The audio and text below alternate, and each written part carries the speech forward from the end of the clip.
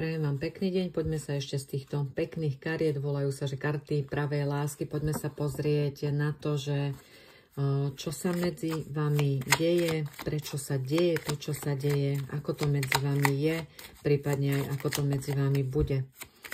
Takže, čo sa medzi vami deje? Návšteva.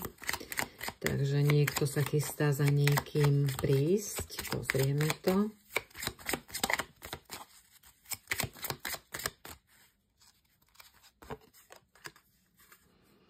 Niekto sa túži s niekým stretnúť. Je tam prílišná žiarlivosť medzi vami.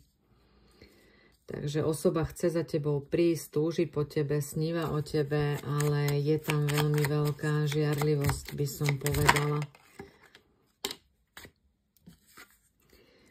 Fúha, takže tu sa nám zase zobrazuje dosť možno nejaký trojuholník, vzhľadom na to, že tu vyšla partnerka ako taká, to znamená, že niekto je zadaný, prípadne niekto ešte nemá niečo ukončené, uzavreté, ale to, čo medzi vami je, to, čo medzi vami vzniká, je skutočné a je to láska. A je to láska, takže teším sa s vami, takže toto sa medzi vami deje. Žiarlivosť, chystáte sa stretnúť, je tam silná túžba, potreba uzavrieť nejaký, ešte na tú partnerku si skúsme dohodiť, o čo tam ide. O čo tam ide? Pri tej partnerke rozhodnutie. Takže tu sa čaká na nejaké súdne rozhodnutie, tu sa čaká na nejaký vyslovene, že rozvod. Že nejaký rozvod. Tu, čo sa týka tohto, že partnerka, dar, rozhodnutie, tak toto bude proste taký ten dar toho vyslobodenia tej tvojej osoby.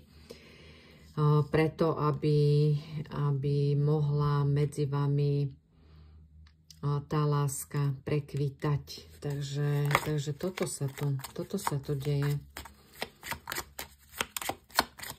Uzatváranie minulosti, uzatváranie vzťahu, súd, súdne rozhodnutie, rozvody na základe súdu.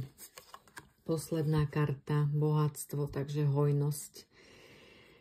Hojnosť. Chceš život v hojnosti, chceš ho už prežívať v láske, v naplnení s touto danou osobou, ktorú sa chystáš navštíviť, alebo ktorá sa chystá navštíviť teba. Je tam silná túžba, je tam aj silná žiarlivosť, čo samozrejme teraz vzhľadom na to, že sa tu jedná ešte o niečo uzatvorené, úplne tomu rozumiem.